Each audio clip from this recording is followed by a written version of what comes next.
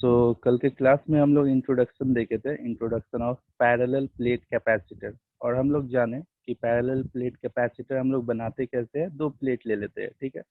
और दो प्लेट ले लेते हैं, उसमें से एक प्लेट को क्या करते हैं, पॉजिटिव चार्ज देते हैं, और दूसरे प्लेट को क्या करते हैं, नेगेटिव चार्ज देते हैं, ठीक है। कल के क्लास में डिस्कस किए। मान लिया ये प्लेट पॉजिटिव चार्ज है और ये प्लेट नेगेटिव चार्ज है, ठीक है। हम लोगों को सबसे पहले तो डिराइव करना होगा। जैसे ये स्फेरिकल कंडक्टर का कैपेसिटेंस का फॉर्मूला हम लोग डिराइव किए थे ना, 4πε0r, ठीक है। उसी तरह से पैरेलल प्लेट कैपेसिटर के लिए कैपेसिटेंस का फॉर्मूला हम लोगों को डिराइव करना होगा और देखना होगा कि ऑब्वियसली हम लोग पहले ही से जानते हैं कि जो कैपेसिटेंस है वो डिपेंड करता है डायमेंशंस पे और मीडियम पे, राइट। यहाँ पे डायमेंशन क्या होगा, एरिया होगा, और डिस्टेंस बिटवीन प्लेट को स्मॉल डी मानो, ये डी होगा, ठीक है। कैपेसिटेंस कैसे एरिया ऑफ प्लेट पे डिपेंड करता है, कैसे डिस्टेंस बिटवीन टू प्लेट्स पे डिपेंड करता है। That means parallel plate capacitor का कैपेसिटेंस का फॉर्मूला को हम लोग डिराइव करेंगे, ठीक है। अब ये डेरिवेशन में जो आपको प्री रिक्विजिट है, मतलब कि पहले से पता होना चाहिए, वो क्या है, वो है इलेक्ट्रोस्टैटिक वन में आपने जाना कि एक चार्ज्ड प्लेट के कारण, मान लिया ये प्लेट है, ये चार्ज्ड प्लेट के कारण इससे कुछ distance, that means r distance पे यहाँ पे इलेक्ट्रिक फील्ड कितना होता है। सबसे पहले तो ये पता आपको होना चाहिए। क्या किसी को याद है या मैं बताऊँ? किसी को याद है तो बता सकता है। एक चार्ज प्लेट के कारण आर डिस्टेंस पे इलेक्ट्रिक फील्ड इंटेंसिटी का फॉर्मूला क्या होता है, इलेक्ट्रोस्टैटिक वन एकदम लास्ट में जो हम लोग डिराइव किए थे।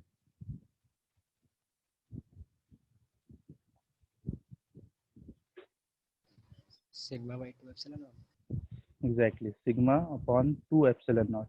जिसे याद नहीं है वो एक बार नोट्स खोल के देख लीजिएगा, ठीक है, क्लास के बाद। Sigma by 2 epsilon naught. और हम लोग जाने थे कि जो इलेक्ट्रिक फील्ड इंटेंसिटी का एक्सप्रेशन होता है चार्ज प्लेट के कारण, वो डिपेंड नहीं करता है किस पे, ये डिस्टेंस पे। देखिए कहीं पे भी ये आर का जिक्र नहीं है। इलेक्ट्रिक फील्ड इंटेंसिटी इंडिपेंडेंट हो जाता है ये डिस्टेंस से। मतलब कि यहाँ पे निकालो या यहाँ पे निकालो, पॉइंट यहाँ पे ले लो या पीछे ले लो या यहाँ ले लो या इतना डिस्टेंस पे ले लो, ये डिस्टेंस पे डिपेंड ही नहीं करता है, ठीक है। इसका एक रीजन तो ये बोल सकते हैं कि ये प्लेट हमने माना है कि प्लेट का लंबाई कितना है, प्लस इन्फिनिटी से माइनस इन्फिनिटी तक, मतलब ऊपर से नीचे तक ये प्लेट कितना बड़ा प्लेट है, काफी बड़ा प्लेट लिया गया है, इनफाइनाइट लेंथ का प्लेट लिया गया है, ठीक है। तो ऑब्वियसली ये डिस्टेंस पे डिपेंड नहीं करेगा, ठीक है। ये हम लोगों को यूज करना है, ये पहली चीज, ठीक है। दूसरी चीज जो हम लोगों को चाहिए, पहले से पता होना चाहिए कि अगर इलेक्ट्रिक फील्ड इंटेंसिटी का ये डायरेक्शन है, ठीक है, तो पॉजिटिव चार्ज, अगर यहाँ पे एक पॉजिटिव क्यू रखा हुआ है और एक नेगेटिव क्यू रखा हुआ है, तो कौन सा चार्ज किधर मूव करेगा, ये पहले positive right and negative left. ऐसे याद आपको रखना है कि पॉजिटिव चार्ज हमेशा इलेक्ट्रिक फील्ड इंटेंसिटी के डायरेक्शन में मूव करता है, और negative charge electric field intensity के ऑपोजिट डायरेक्शन में मूव करता है, ठीक है। ये चीज पता होनी चाहिए। तीसरी चीज, ठीक है, तीसरी चीज ये है कि अगर दो प्लेट लिया गया है, ठीक है, एक पॉजिटिव है दूसरा नेगेटिव है, तो इसे चार्ज कैसे किया होगा। ऑब्वियसली दोनों प्लेट को हम लोग एक बैटरी से कनेक्ट किए होंगे और ऐसे चार्ज आया होगा, राइट। क्लियर है, ये सब बात क्लियर है। तो सबसे पहले हम लोग देखते हैं कि कैपेसिटर जब बनाते हैं, स्पेशली अगर पैरेलल प्लेट कैपेसिटर, ठीक है, हम लोगों को बनाना है, तो क्या क्या कंडीशंस है, ठीक है, क्या क्या कंडीशंस है सच दैट हम लोग पैरेलल प्लेट कैपेसिटर बना सकते हैं, ठीक है। सबसे पहले कंडीशन जानेंगे।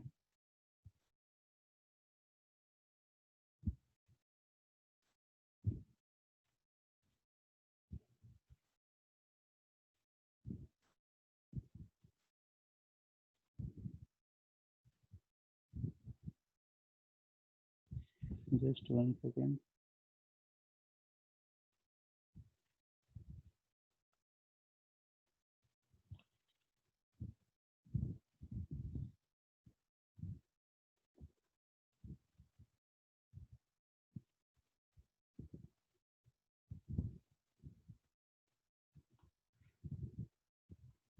जी, पैरेलल प्लेट कैपेसिटर का कंडीशंस क्या क्या है। तो बेसिक कंडीशन तो ये है कि दो प्लेट लेना होगा, दो पैरेलल प्लेट होना चाहिए, ठीक है। तो ये सारा कंडीशन नहीं, मतलब प्लेट कैसा लेना चाहिए ये चीज पे, क्योंकि नाम है पैरेलल प्लेट कैपेसिटर, एक प्लेट तो पैरेलल नहीं होगा, राइट। किसी चीज को हम लोग बता रहे स्ट्रेट लाइन पैरेलल है या दो प्लेट पैरेलल, कम से कम तो दो चीज चाहिए, राइट, तभी तो हम लोग जान पाएंगे पैरेलल है या नहीं। जैसे ट्रेन का एक पटरी को थोड़ी बोलते हैं कि पैरेलल है, दो पटरी है तभी हम देखते हैं एक दूसरे के पैरेलल है, ठीक है। तो ऑब्वियसली पैरेलल प्लेट कैपेसिटर नाम से ही पता चल रहा है कि एटलीस्ट दो प्लेट तो होगा ही, एटलीस्ट दो प्लेट होगा ही, ठीक है। दो से ज्यादा हो सकता है, दो से कम नहीं होगा, ठीक है। तो ये बेसिक है, ये कंडीशन नहीं है। कंडीशन ये है कि दो जो प्लेट आप लिए हो वो प्लेट का एरिया दोनों का सेम होना चाहिए। इसका एरिया अगर A1 है, इसका एरिया अगर A2 है, तो आपको दोनों का एरिया को सेम रखना होगा। A1 is equal to A2 equal to E, ठीक है। ये एक कंडीशन है। एक कंडीशन ये है कि जो डिस्टेंस बिटवीन प्लेट है, ये दो प्लेट के बीच का जो डिस्टेंस ये दिखाई दे रहा है D है, ठीक है, ये क्या होना चाहिए, बहुत ही कम होना चाहिए, ठीक है। किसके रिस्पेक्ट में कम होना चाहिए, सिर्फ कम बोलने से नहीं चलेगा। ये जो एरिया है, एरिया के रिस्पेक्ट में ये डिस्टेंस काफी कम होना चाहिए, ठीक है। एरिया के रिस्पेक्ट में ये डिस्टेंस काफी कम होना चाहिए। जैसे कि अगर इतना बड़ा प्लेट है, ठीक है, तो दूसरा प्लेट कैसे लोगे, इतना करीब लोगे, इतना डिस्टेंस में ही होना चाहिए, ठीक है। मतलब ये और खुद से ही पता चल जाए, ठीक है। इन जनरल अगर आप सही में कोई कैपेसिटर लेके आए और उसको तोड़ के देखे, तो आपको पता चलेगा कि डिस्टेंस कुछ मिलीमीटर्स में होता है, और लेंथ जो होता है प्लेट का, सॉरी, लेंथ और ब्रेथ मिला के जो एरिया होता है, अगर सिर्फ एरिया में सिर्फ हम लेंथ को ये काउंट करें तो ये कुछ मीटर्स में होता है। तो इतना डिफरेंस है, समझ में आया। जो डिस्टेंस बिटवीन प्लेट्स है वो बहुत ही छोटा होता है, और प्लेट का लंबाई जो होता है वो काफी बड़ा होता है। ऑब्वियसली लंबाई ज्यादा होगा मतलब एरिया ज्यादा होगी, राइट, ठीक है। तो ये दो कंडीशन याद रहे, ठीक है। इसके अलावा पैरेलल प्लेट कैपेसिटर को समझने के लिए कुछ टर्म्स जानना है, ठीक है, जो ऑलरेडी हम लोग पहले भी जान चुके हैं, ठीक है। पहला ये है कि अगर पूछा जाए एक पैरेलल प्लेट कैपेसिटर दिया हुआ जिसका एक प्लेट पॉजिटिव क्यू चार्ज रख रहा है, दूसरा प्लेट नेगेटिव क्यू चार्ज रख रहा है, ठीक है। एक प्लेट पॉजिटिव क्यू चार्ज रख रहा है, दूसरा प्लेट नेगेटिव क्यू चार्ज रख रहा है, ठीक है। अगर ऐसा कंडीशन दिया हुआ है तो नेट चार्ज क्या है, ऑब्वियसली नेट चार्ज क्या है, जीरो है ना। नेट चार्ज क्या है, जीरो। कैपेसिटर पे नेट चार्ज क्या है, जीरो, राइट। लेकिन नेट चार्ज अगर ना पूछे, अगर पूछे चार्ज ऑन कैपेसिटर कितना है, तो ऑब्वियसली आप जीरो नहीं बोलोगे, क्योंकि चार्ज अगर कैपेसिटर पे जीरो है तो फिर कैसे, वो तो काम ही नहीं करेगा, राइट।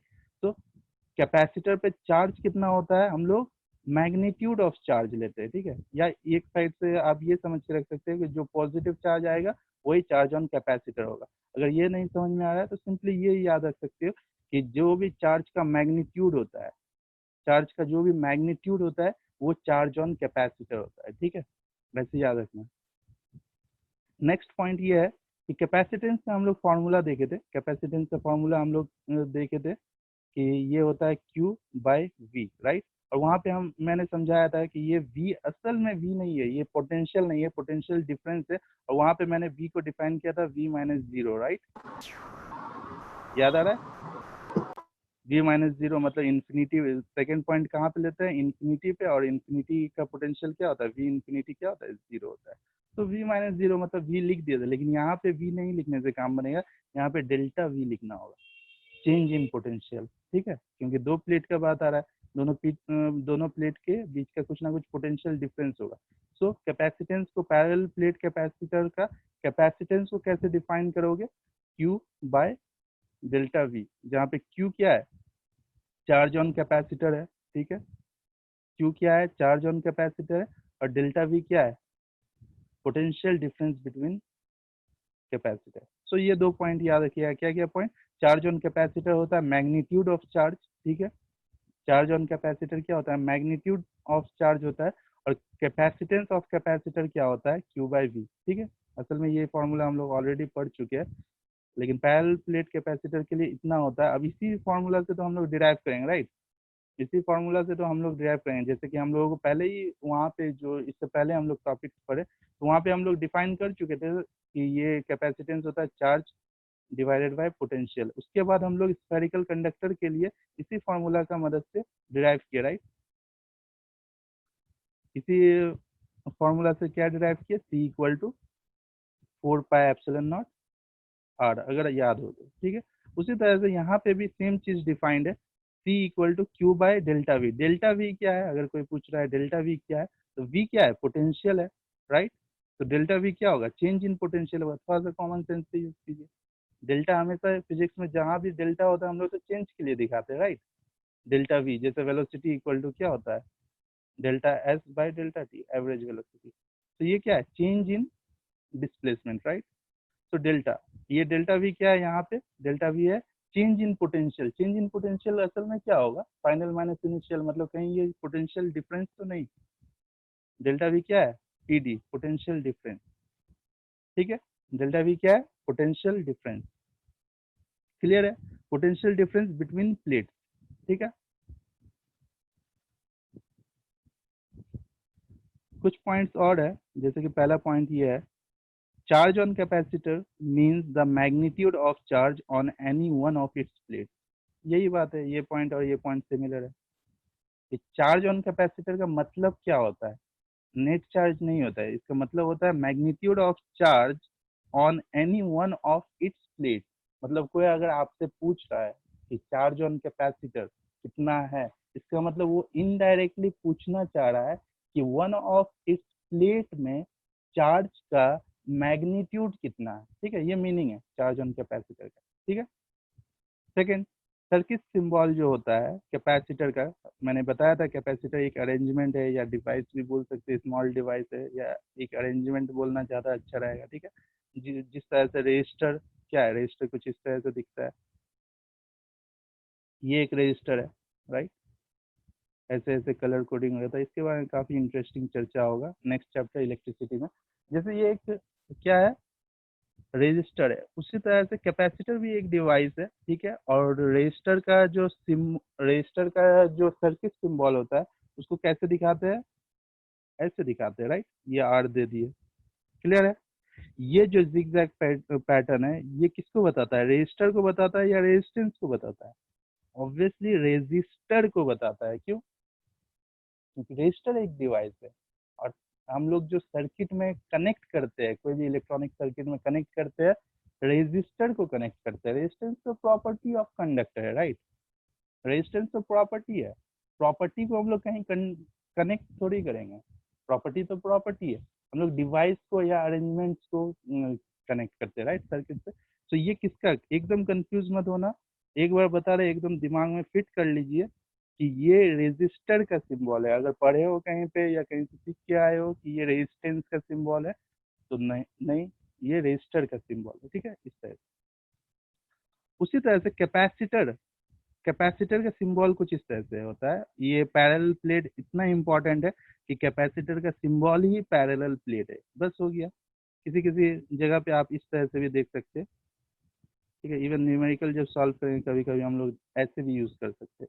प्लेट दिखाना है प्लेट के जैसा तो ऐसे दिखा सकते हैं, अदरवाइज सिंपली ऐसे दो बार ले लो और ऐसे। ये क्या है, पैरेलल प्लेट कैपेसिटर का सिंबल या किसी भी टाइप का कैपेसिटर का सिंबल। इवन स्फेरिकल कैपेसिटर आगे चल के हम लोग फिर से पढ़ने जा रहे हैं, या सिलेंड्रिकल कैपेसिटर और जैसा भी कैपेसिटर हो उसका सिंबल बस ये दो बार से दिखाएगा, ऐसे दिया हुआ है मतलब कि ये कैपेसिटर है। तो लास्ट क्लास में हमने डिस्कस किया था ना, हम लोगों को मेनली तीन डिवाइस पढ़ना है, एक रजिस्टर, दूसरा कैपेसिटर, तीसरा इंडक्टर। तो रजिस्टर का सिंबल ये है जो हम लोग ऑलरेडी जानते हैं, कैपेसिटर का सिंबल ये है जो हम लोग अभी जाने हैं, और इंडक्टर का सिंबल ये है जो हम लोग कुछ दिन बाद जानेंगे, ठीक है। ये तीन चीजें।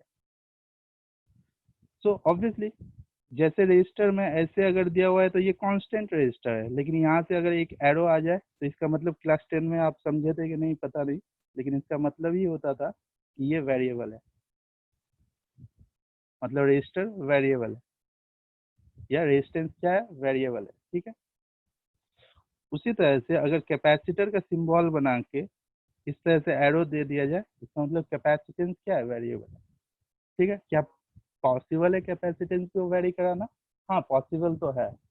क्या रजिस्टर को का रेजिस्टेंस को वेरी कराना पॉसिबल है, मतलब कैपेसिटर का कैपेसिटेंस को वेरी कराना भी पॉसिबल है, कुछ कुछ डिवाइस है। और रजिस्टर का रेजिस्टेंस को भी वैरी कराने के लिए कुछ कुछ डिवाइस प्रेजेंट है, राइट।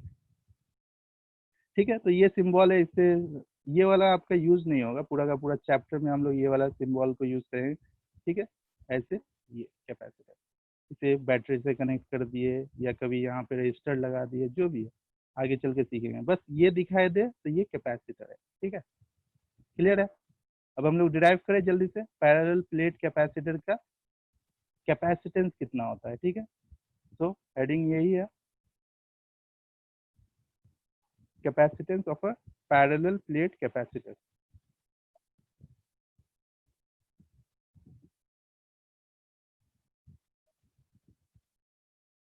ये सबसे पहले तो ये जानते ही इसमें बहुत कुछ दिखाई दे रहा है। ठीक है, इसे अलग से समझते हैं कि है क्या। सबसे पहले तो पैरेलल प्लेट कैपेसिटर आप बनाओगे तो वो कैसे बनाओगे, एक को पॉजिटिव चार्ज दोगे, दूसरे प्लेट को नेगेटिव चार्ज दोगे, राइट। पहले पे का अगर पहला प्लेट का एरिया आप ए माने हो तो दूसरा का क्या मानोगे, दूसरा का भी एरिया ए मानोगे, राइट, क्योंकि ये तो कंडीशन है, आपको ये फॉलो करना होगा। ठीक है, और ये कंडीशन बहुत सोच समझ के लिया गया है। ठीक है, अगर एरिया ज्यादा कम ले लोगे तो बहुत सारा एनर्जी वेस्ट होने लगेगा, आप एनर्जी क्यों वेस्ट करोगे, आपको तो एनर्जी स्टोर करना है, राइट। इसलिए एरिया सेम होगा, डिस्टेंस बिटवीन कैपेसिटर को डी माना गया है। ठीक है, अब आप सोचिए कि पॉजिटिव से नेगेटिव की तरफ क्या है, ये आएगा, इलेक्ट्रिक फील्ड इंटेंसिटी होगा, राइट। इस तरह से अगर मैं आपसे पूछ लूं कि ये पूरा का पूरा अरेंजमेंट के बाहर एक पॉइंट ये है पी है, यहाँ पे इलेक्ट्रिक फील्ड इंटेंसिटी का वैल्यू कितना होगा, तो आप बता पाओगे। ये अरेंजमेंट है, एक पॉजिटिव चार्ज है, दूसरा नेगेटिव चार्ज है, इस अरेंजमेंट से इतना डिस्टेंस पे, पहले प्लेट से मान लिया कि आर डिस्टेंस से इलेक्ट्रिक फील्ड इंटेंसिटी का वैल्यू कितना होगा, जल्दी से सोचिए कितना होगा। अगर पहला का सिग्मा प्लस सिग्मा है तो दूसरे का सिग्मा क्या है, माइनस सिग्मा है, सरफेस चार्ज डेंसिटी एक का प्लस सिग्मा है, दूसरे का माइनस सिग्मा है।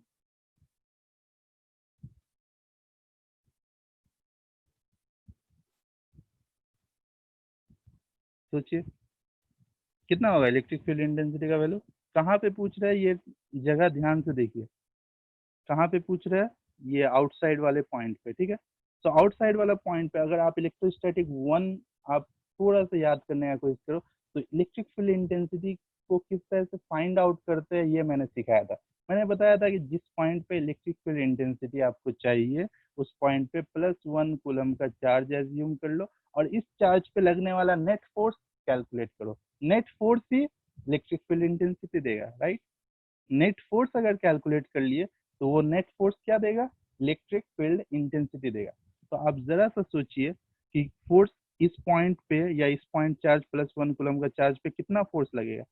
एक तो ये प्लस, ये पॉजिटिव प्लेट के कारण लगेगा, ये पॉजिटिव प्लेट क्या चाहेगा, इस +1 कूलम चार्ज को रिपेल करना चाहेगा, रिपेल करेगा। ठीक है, कितना से, ऑब्वियसली ये प्लेट से यहाँ का बीच का डिस्टेंस आर डैश मान लो, तो इलेक्ट्रिक फील्ड इंटेंसिटी कितना होगा, sigma by 2 epsilon naught, R पे तो डिपेंड ही नहीं करता, राइट। और ये नेगेटिव प्लेट जो है, ये नेगेटिव प्लेट क्या चाहेगा, इस +1 कूलम चार्ज को अपने तरफ अट्रैक्ट करना चाहेगा, राइट, अट्रैक्ट करना चाहेगा। कितना इलेक्ट्रिक फील्ड कितना फोर्स से अट्रैक्ट करेगा, ऑब्वियसली सेम होगा ना, सिग्मा बाय 2 एप्सिलॉन नॉट। आप आर्ग्यूमेंट रख सकते हो कि सर एक पॉजिटिव होगा एक नेगेटिव होगा क्योंकि एक का सिग्मा पॉजिटिव है दूसरे का सिग्मा नेगेटिव है। ठीक है, तो उसी चीज के लिए पॉजिटिव नेगेटिव को ध्यान में रखते हुए देखिए डायरेक्शन आ रहा है कि इस +1 कूलम में एक इधर है और एक इधर है। ठीक है, तो E1 इधर लग रहा है और E2 इधर लग रहा है। ठीक है, तो इस +1 कूलम का चार्ज को नेट फोर्स कितना लगेगा, तो नेट फोर्स ही क्या होगा, इलेक्ट्रिक फील्ड इंटेंसिटी, और इलेक्ट्रिक फील्ड इंटेंसिटी कितना होगा, सोचिए, ये और ये एक दूसरे को कैंसिल कर देगा, जीरो होगा। और यही एक सबसे बड़ा फायदा है पैरेलल प्लेट कैपेसिटर यूज करने का, कि जो भी इलेक्ट्रिक फील्ड होगा वो दोनों प्लेट के बीच में फंसा रहेगा, बाउंडेड रहेगा। ठीक है, इलेक्ट्रिक फील्ड इंटेंसिटी बाउंडेड रहेगा। ठीक है, इसका मतलब क्या, अगर यहाँ पे एक पॉइंट लो या यहाँ पे एक पॉइंट लो या यहाँ लो, यहाँ को एक पॉइंट लो, यहाँ को एक पॉइंट लो, यहाँ को एक पॉइंट लो, कहीं भी अदर जगह पे उस अरेंजमेंट के बाहर आप कोई एक पॉइंट कंसिडर करो, हर जगह पे इलेक्ट्रिक फील्ड इंटेंसिटी क्या होगा, 0 होगा। हर जगह पे इलेक्ट्रिक फील्ड इंटेंसिटी क्या होगा, बाहर आउटसाइड पे 0 होगा। इसका मतलब जरा सा भी एनर्जी वेस्ट नहीं हो रहा है बाहर, राइट। पूरा का पूरा इलेक्ट्रिक लाइन्स ऑफ फोर्स कहाँ है, जस्ट ये रीजन में है, ये वाले रीजन में, ठीक है। सो इस रीजन में नेट इलेक्ट्रिक फील्ड इंटेंसिटी कैसा होगा, कांस्टेंट होगा ना। शायद इलेक्ट्रोस्टैटिक 1 में हम लोग कहीं कहीं पे मतलब ऐसा कुछ किया है, डायपोल को कांस्टेंट या यूनिफॉर्म इलेक्ट्रिक फील्ड में रखे। आप लोगों में से किसी ने मुझसे ये सवाल नहीं किया कि सर यूनिफॉर्म इलेक्ट्रिक फील्ड बनता कैसे है। क्योंकि अगर सही में यहाँ पे एक अगर चार्ज का सोर्स है तो ऑब्वियसली इस डायरेक्शन में इलेक्ट्रिक फील्ड लाइंस होगा, ठीक है, या ई का डायरेक्शन ऐसा होगा। और डिस्टेंस जैसे जैसे बढ़ता जाएगा, ठीक है, डिस्टेंस जैसे जैसे बढ़ता जाएगा इलेक्ट्रिक फील्ड इंटेंसिटी का वैल्यू घटता जाएगा। तो ये यूनिफॉर्म इलेक्ट्रिक फील्ड तो है नहीं। फिर भी जब मैंने ऐसे बताया था डायपोल को कि यहाँ पे कुछ इस तरह से डायपोल रखा गया है तो आपने मान लिया, राइट। किसी ने भी ये सवाल नहीं किया कि सर कैसा होगा जो यूनिफॉर्म इलेक्ट्रिक फील्ड होगा।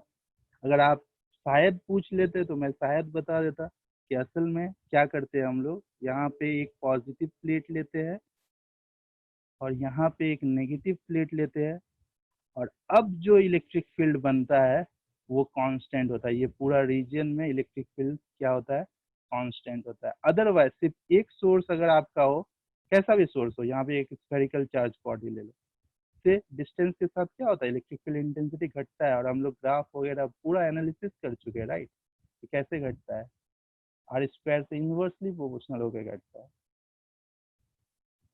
क्लियर है ये सारा चीज। तो ये समझ में आया कि कहीं पे भी आप एक पॉइंट लो, यहाँ पे दो इलेक्ट्रिक फील्ड होगा, एक इधर और एक इधर, एक पॉजिटिव चार्ज के कारण, एक नेगेटिव चार्ज के कारण। डिस्टेंस मैटर नहीं करता, ये मैटर नहीं करता कि इससे तो ये कम डिस्टेंस है सर, इससे ज्यादा डिस्टेंस है। क्यों, क्योंकि इलेक्ट्रिक फील्ड इंटेंसिटी प्लेट्स के कारण डिस्टेंस पे डिपेंड नहीं करता है। Electric field intensity simply sigma by 2 epsilon not होता है, राइट। सो इधर भी सिग्मा बाय 2 एप्सिलॉन नॉट, इधर भी sigma by 2 epsilon not. Electric field intensity इस पॉइंट पे नेट इलेक्ट्रिक फील्ड इंटेंसिटी 0। उसी तरह से इस पॉइंट पे net electric field intensity 0, outside में नेट इलेक्ट्रिक फील्ड इंटेंसिटी क्या होगा, 0 होगा। अगर मॉडिफाई करना चाहे, ठीक है, कि एक प्लेट के कारण किसी भी पॉइंट पे, इस पॉइंट पे इलेक्ट्रिक फील्ड इंटेंसिटी कितना होगा, तो आपने कहा कि सिग्मा बाय 2 एप्सिलॉन नॉट। क्या हम लोग क्यू के फॉर्म में जान सकते हैं, क्या हम लोग क्यू के फॉर्म में इस फॉर्मूला को जान सकते हैं। हाँ, हम लोगों को तो पता है ना, sigma equal to Q by A होता है, agree. Surface charge density is charge per unit area, right. तो क्या हम लोग पुट कर सकते हैं सिग्मा का वैल्यू, तो क्या आ जाएगा, Q by 2 A epsilon not, ऐसा कुछ आ जाएगा। तो ये है इलेक्ट्रिक फील्ड इंटेंसिटी, ठीक है। तो हम लोग डेरिवेशन कैसे करने जा रहे हैं, हम लोगों का मोटिव ये है कि ये पैरेलल प्लेट कैपेसिटर का कैपेसिटेंस है कितना, कुछ कुछ ऐसा दिख जाए जैसे 4 पाई एप्सिलॉन नॉट आर आया था स्फेरिकल कंडक्टर के लिए, ठीक है। कुछ कुछ डायमेंशन पे डिपेंड करता हुआ दिख जाए, क्योंकि हम लोगों को पता है कि कैपेसिटेंस डायमेंशन पे डिपेंड करता है। मतलब कि कैपेसिटेंस का फॉर्मूला में एरिया दिखना चाहिए और डी दिखना चाहिए, ये सारी चीज दिखना चाहिए, ठीक है। तो ये पैरेलल प्लेट कैपेसिटर का कैपेसिटेंस है कितना, ये जानने के लिए हम लोग एक सिंपल सा मेथड फॉलो करेंगे, ठीक है। वो मेथड क्या है कि हम लोग, क्योंकि हम लोगों को पता चल गया है कि अंदर का इलेक्ट्रिक फील्ड इंटेंसिटी क्या होगा, कांस्टेंट होगा। ये प्रूव भी कर देंगे आगे चल के कि कांस्टेंट सही में कैसे होता है, ठीक है। अभी के लिए मान लो कि ये कांस्टेंट होता है, ठीक है, इलेक्ट्रिक फील्ड इंटेंसिटी कांस्टेंट होता है। तो नेट इलेक्ट्रिक फील्ड इंटेंसिटी होता कितना है, सबसे पहले हम लोग ये जानेंगे, ठीक है। नेट इलेक्ट्रिक फील्ड इंटेंसिटी कितना है ये जानेंगे। Electric field intensity find out कर लिए और डिस्टेंस हम लोगों को पता है, तो हम लोग पोटेंशियल डिफरेंस पता कर सकते हैं, राइट। और एक बार पोटेंशियल डिफरेंस पता चल जाए और हम लोगों को पता है कि पहले से कि चार्ज ऑन कैपेसिटर क्या है, प्लस क्यू है, तो क्या हम लोग C equal to Q by delta V नहीं लिख देंगे, और यहाँ से C का वैल्यू हम लोगों को पता चल जाएगा। तो क्या करने वाले ये पहले समझिए, हम लोग इनसाइड का इलेक्ट्रिक फील्ड इंटेंसिटी निकालेंगे। इलेक्ट्रिक फील्ड इंटेंसिटी आ गया तो हम लोग पोटेंशियल डिफरेंस निकालेंगे। पोटेंशियल डिफरेंस अगर आ गया तो हम लोग फार्मूला यूज कर लेंगे जो कैपेसिटेंस का ओरिजिनल फार्मूला है। कैपेसिटेंस C इक्वल टू क्या होता है, हमेशा क्यू बाय डेल्टा वी। ठीक है, Q by delta V। Clear है? इस तरह से हम लोग करने वाले हैं।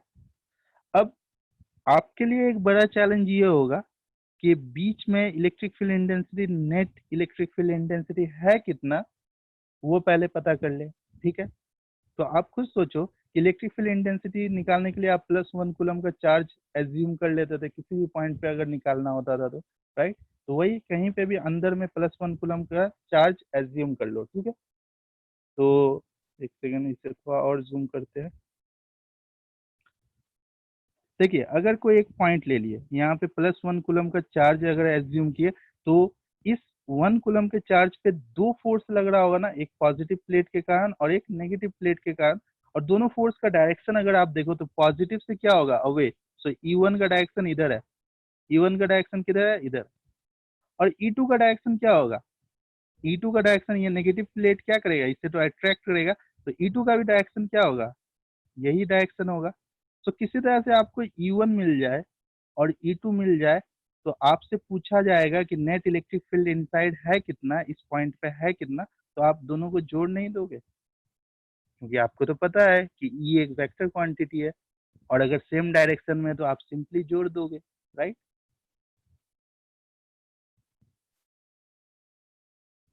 जोड़ दोगे, राइट? तो अभी तक हम लोगों को ये पता चला, अभी तक हम लोगों को ये पता चला कि E1 का डायरेक्शन क्या होगा, E1 का डायरेक्शन क्या होगा, आप कैसे पता करोगे?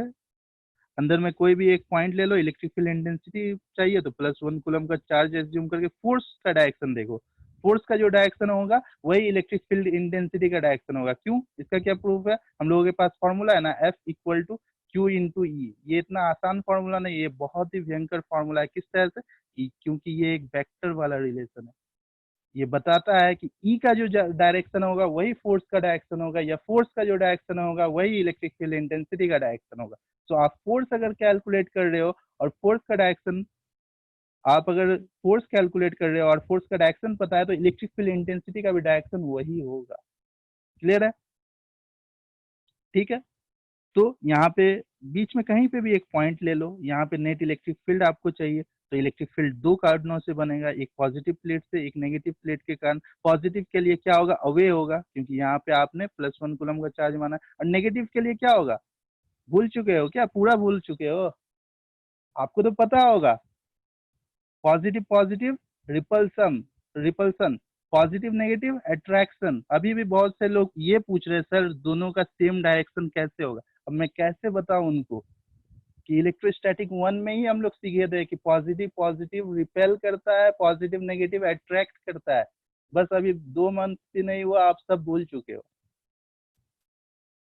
सोचो, थोड़ा सा तो दिमाग खोलो, फिजिक्स पढ़ रहे हैं हम लोग, फिजिक्स। थोड़ा सा वैल्यू देना होगा आपको, उसके बाद आपको समझ में आएगा। ठीक है, तो यहाँ पे कोई भी एक पॉइंट एज्यूम किए, यहाँ पे +1 कूलम का चार्ज एज्यूम किए, तो ये पॉजिटिव प्लेट के कारण इस पे जो इलेक्ट्रिक, ये मान सकते हैं इस पे फोर्स लगेगा, ये फोर्स का डायरेक्शन क्या होगा, अवे होगा। और नेगेटिव प्लेट क्या चाहेगा, इसे अपने पास बुलाना चाहेगा, तो ये ऐसे होगा। तो ये अगर E1 है और ये अगर E2 है, तो दोनों का सेम डायरेक्शन होगा, और सेम डायरेक्शन भी होगा, सेम मैग्नीट्यूड भी होगा। कैसे? क्योंकि ये प्लेट के कारण इतना डिस्टेंस पे सिग्मा बाय 2 एप्सिलॉन नॉट, और ये प्लेट के कारण जो इलेक्ट्रिक फील्ड इंटेंसिटी होगा वो भी sigma by 2 epsilon not. Sigma का वैल्यू सेम है, क्यों? सिग्मा का वैल्यू सेम है, क्यों? बता पाएगा कोई? क्योंकि सिग्मा इक्वल टू होता क्या है, Q बाय ए, राइट? दोनों पे तो सेम चार्ज है, सेम मैग्नीट्यूड का चार्ज है, और दोनों का एरिया सेम है, तो दोनों का सिग्मा सेम है। दोनों के लिए सिग्मा बाय 2 एप्सिलॉन नॉट होगा, और दोनों का क्योंकि सिग्मा सेम है, दोनों का इलेक्ट्रिक फील्ड इंटेंसिटी सेम है। तो सिंपली अगर हमसे पूछा जाए कि नेट इलेक्ट्रिक फील्ड इनसाइड होगा कितना, तो मैं क्या करूंगा, at all points between the plates A and be the net electric field intensity, किसी भी पॉइंट को आप पकड़ लो, प्लेट के बीच का किसी भी पॉइंट को आप पकड़ लो, वहां पे नेट इलेक्ट्रिक फील्ड इंटेंसिटी होगा क्या, सिंपली E1 प्लस E2 होगा, राइट? अब E1 का value sigma by 2 epsilon not, E2 का value sigma by 2 epsilon not, दोनों को ऐड कर देंगे तो 2 सिग्मा बाय 2 एप्सिलॉन नॉट हो जाएगा, 2 2 कैंसिल हो जाएगा, बचेगा क्या, sigma by epsilon not. Sigma को क्या लिख सकते हैं, क्यू बाय ए लिख सकते हैं, राइट। और यहाँ पे एप्सिलॉन, तो नेट इलेक्ट्रिक फील्ड कितना है, Q by A epsilon naught. Clear है, यहाँ तक क्लियर है। डेरिवेशन को अच्छे से समझ के रखो कि ई निकालना है, उसके बाद डेल्टा वी निकालना है, उसके बाद फाइनली फॉर्मूला यूज करना है क्यू बाय डेल्टा वी, और यहाँ से हम लोगों का टारगेट है सी तक पहुंचना। ठीक है, क्लियर है। इलेक्ट्रिक फील्ड इंटेंसिटी कैसे निकाले, एग्जाम में कभी डायरेक्ट ये भी पूछ सकता है कि पैरेलल प्लेट कैपेसिटर के बीच का इलेक्ट्रिक फील्ड इंटेंसिटी कितना होता है, आपको बोलना होगा Q by A epsilon naught. कैसे बोलोगे, इवन आगे चल के हम लोग ये चीज का फिर से यूज करने वाले हैं, तो वहां पे तो मैं डायरेक्ट लिखूंगा electric field intensity equal to sigma by A. आप आर्ग्यू कर, सॉरी सिग्मा बाय, वहां पे मैं लिखूंगा सिग्मा बाय एप्सिलॉन नॉट। वहां पे आप फिर से आर्ग्यूमेंट रखोगे, सर प्लेट के कारण तो सिग्मा बाय 2 एप्सिलॉन नॉट होता था। तो आपको ध्यान रहे कि कितना प्लेट है, 2 प्लेट है, दोनों के लिए इलेक्ट्रिक फील्ड इंटेंसिटी का सेम डायरेक्शन है, मतलब 2 सिग्मा बाय 2 एप्सिलॉन नॉट हो जाएगा। इसका मतलब 2 to cancel, sigma by epsilon not net electric field intensity होगा। याद रखो, ऐसा डायरेक्ट एक क्वेश्चन इस पे पूछ सकता है कि ये प्लेट दे दिया, प्लेट का सरफेस चार्ज डेंसिटी दे दिया, let's suppose 2 coulomb per metre square, ठीक है, और एरिया दे दिया 2 मीटर स्क्वायर, ठीक है, प्लेट का एरिया दे दिया। तो पूछ दिया कि इसके बीच जो नेट इलेक्ट्रिक फील्ड इंटेंसिटी होगा वो कितना होगा, तो आपको बोलना होगा simply sigma by epsilon not. Sigma by 2 epsilon not बोलोगे तो गलत हो जाएगा, वो तो एक प्लेट के कारण है, यहाँ 2 प्लेट है। तो sigma by epsilon not, sigma इतना है और एप्सिलॉन नॉट का वैल्यू आपको पता होगा 8.854 इंटू 10⁻12, अगर याद हो तो ये पुट करोगे आंसर आ जाएगा। क्लियर है, तो इलेक्ट्रिक फील्ड इंटेंसिटी हम लोग फाइनली कैलकुलेट कर चुके हैं, ठीक है, इतना आया है। अब पोटेंशियल डिफरेंस कैलकुलेट करेंगे, और सिंपली पोटेंशियल डिफरेंस हम लोगों को मतलब नहीं है, पोटेंशियल डिफरेंस का ये फॉर्मूला असल में था delta V equal to minus E dot D R, right, या डेल्टा आर, डेल्टा के फॉर्म में सीखे थे। तो ये वेक्टर फॉर्म में था, हम लोगों को मतलब नहीं है डायरेक्शन से। अब डायरेक्शन से अभी फिलहाल के तो लिए मतलब नहीं है, तो सिंपली हम लोग इसका मैग्नीट्यूड लेंगे, तो सिंपली ई और डेल्टा आर होगा ऐसा। डेल्टा आर का वैल्यू कितना है, डी है, राइट। तो सिंपली पोटेंशियल डिफरेंस कितना हो जाएगा, ई डॉट डी ऐसे बोल सकते हैं, या ई इंटू डी बोल सकते हैं, ई इंटू डी। अब ई का वैल्यू कितना है, ई का वैल्यू अभी जस्ट फाइंड आउट किया आप, Q by A epsilon naught, right. असल में sigma by epsilon naught find out किए, सिग्मा का value Q by A put किए, तो ये हम आप लोगों को मिला, और इसको डी से आप मल्टीप्लाई कर दो तो ये पोटेंशियल डिफरेंस आपको मिल गया क्यू के फॉर्म में, राइट। दिखाई दे रहा है, Q D by A epsilon not, ये है पोटेंशियल डिफरेंस। तो सबसे पहले ई फाइंड आउट किए, ई आया Q by A epsilon naught. उसके बाद हम लोग डेल्टा वी फाइंड आउट किए जो कि ई इंटू डी है, और ये क्या क्या आया, Q D by A epsilon not. यहाँ तक क्लियर अगर है तो हम लोगों का 95% डेरिवेशन कंप्लीट हो चुका है। जस्ट 5% में क्या फॉर्मूला अप्लाई करना है, C equal to Q by delta V, right. So finally हम लोगों के पास पैरेलल प्लेट कैपेसिटर का कैपेसिटेंस का फॉर्मूला आने वाला है। तो सी मान लिया कि कैपेसिटर का कैपेसिटेंस जो है वो सी है, और सी का वैल्यू क्या होता है, क्यू बाय डेल्टा वी होता है। डेल्टा वी का वैल्यू हम लोग यहाँ से ये पुट कर देंगे यहाँ पे, तो क्या क्यू क्यू कैंसिल हुआ ना, नीचे का ए एप्सिलॉन नॉट ऊपर गया, क्या बचा epsilon naught A by D. So finally हम लोगों को कैपेसिटेंस का फॉर्मूला क्या मिला, capacitance equal to epsilon naught A by D, epsilon naught A by D. ये तब वैलिड है जब कैपेसिटर का दोनों प्लेट के बीच क्या हो, एयर हो,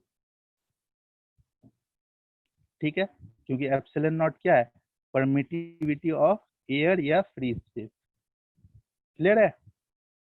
और अगर कुछ भर दे अंदर, जो कि लास्ट ये सॉरी नेक्स्ट क्लास, कल के क्लास में हम लोग पूरा का पूरा यही भरने वाला चीज पे डिस्कस करेंगे। इसके अंदर असल में डाइलेक्ट्रिक हम लोग भर के रखते हैं, मतलब इंसुलेटर टाइप का कुछ भर के रखते हैं, ठीक है, तो उससे कैपेसिटर पे कैसा इम्पैक्ट करता है ये सब पढ़ेंगे। लेकिन फिलहाल के तौर पे तो आप ये चीज जान ही सकते हो कि एयर के लिए एप्सिलॉन नॉट ले रहे हो, तो अदर मीडियम के लिए कैपेसिटेंस क्या होगा, एप्सिलॉन हो जाएगा simply epsilon A by D. और इलेक्ट्रोस्टैटिक 1 में बस थोड़ा सा डिस्कशन हुआ था ये एप्सिलॉन और एप्सिलॉन नॉट का, राइट। इस चैप्टर के लिए बचा के रखे थे, जो कि कल के क्लास में आप लोग सीखोगे। ये एप्सिलॉन और एप्सिलॉन नॉट को कनेक्ट कौन करता है? कौन करता है कनेक्ट? डाई इलेक्ट्रिक कांस्टेंट करता है, ठीक है। इसे के से डिनोट करते हैं और डाई इलेक्ट्रिक कांस्टेंट का डेफिनेशन ही ये है एप्सिलॉन बाय एप्सिलॉन नॉट, ठीक है। डाइलेक्ट्रिक कांस्टेंट क्या है? रेशियो है permittivity of medium divided by permittivity of air, ठीक है। तो क्या यहाँ से एप्सिलॉन का वैल्यू हम लोग नहीं निकाल लेंगे? Epsilon equal to K epsilon not हो जाएगा, क्योंकि हम लोगों को एप्सिलॉन नॉट का वैल्यू पता है, इसलिए एप्सिलॉन का वैल्यू हम लोग के एप्सिलॉन नॉट करके क्या ये चीज को हम लोग इस फॉर्मूला में पुट कर देंगे, राइट। अब के का वैल्यू आपको क्वेश्चन में दिया रहेगा, डाइलेक्ट्रिक कांस्टेंट 8 दिया रहेगा, 20 दिया रहेगा, 50 दिया रहेगा, कुछ भी हो सकता है के का वैल्यू, ठीक है। तो अगर बीच में कोई अलग मीडियम दिया हुआ है एयर या वैक्यूम के अलावा, तो आप डायरेक्ट क्या कर सकते हैं ये, ठीक है। तो ये फॉर्मूला को ज्यादा अच्छा ये होगा कि आप लिख दो C equal to K epsilon naught A by D, और एयर के लिए के का वैल्यू कितना होता है 1, तो इसलिए ये फॉर्मूला एयर के लिए लिखोगे तो के इक्वल टू 1 हो जाएगा, तो epsilon naught A by D हो जाएगा, ठीक है। और यहाँ से आपको पता चल रहा है कि कैपेसिटेंस अगर आपको ज़्यादा चाहिए, ठीक है, आपको ज़्यादा स्टोर करना है एनर्जी, तो आप क्या करोगे? एरिया को बड़ा करोगे और डिस्टेंस बिटवीन प्लेट को छोटा करोगे। जस्ट लाइक यहाँ पे अगर कोई परेशान हो रहा था कि सर कंडीशन में ये समझ में नहीं आया, शायद कुछ किसी ने क्वेश्चन भी पूछा था कि सर डी का वैल्यू कम क्यों लेंगे, डिस्टेंस बिटवीन प्लेट कम क्यों होना चाहिए? मेरे ख्याल से ये आपका डाउट क्लियर कर देगा कि सी क्या है, इनवर्सली प्रोपोर्शनल है डिस्टेंस बिटवीन प्लेट से। मतलब कि अगर डिस्टेंस बिटवीन प्लेट को कम करोगे कैपेसिटेंस ज्यादा हो जाएगा। क्लियर है? एरिया ऑफ प्लेट जितना ज्यादा होगा कैपेसिटेंस उतना ज्यादा होगा, डिस्टेंस बिटवीन प्लेट जितना कम होगा कैपेसिटेंस उतना ज्यादा होगा। क्लियर है? इजी सा कॉन्सेप्ट। तो मेरे ख्याल से ये डेरिवेशन बहुत इजी है, आप एक दो बार प्रैक्टिस करोगे तो आपको समझ में आ जाएगा। प्रोसेस जान लो, ई निकालोगे, ई का value sigma by epsilon naught आएगा, उसके बाद डेल्टा वी निकालोगे, सिंपली डी से मल्टीप्लाई कर दोगे, और उसके बाद क्या करोगे? C equal to Q by delta V लिख के आ जाएगा epsilon naught E by D. बस शॉर्ट में समझ लो, ये है डेरिवेशन आपका। क्या कर पाओगे इतना? एग्जाम में आता है, आपके बोर्ड एग्जाम में डायरेक्ट आ जाएगा, they have the expression for capacitance for a parallel plate capacitor. Parallel plate capacitor के लिए कैपेसिटेंस का जो फॉर्मूला या एक्सप्रेशन है उसे डिराइव कीजिए। 3 या 4 मार्क्स के लिए जो भी देगा। कर पाओगे? एक दो बार प्रैक्टिस करना होगा बस। और अगर प्रैक्टिस भी नहीं कर पाओ तो एटलीस्ट ये 3 स्टेप याद रखो, ई निकालना है, डेल वी निकालना है, और सी का फॉर्मूला यूज करना है, ठीक है। ओके।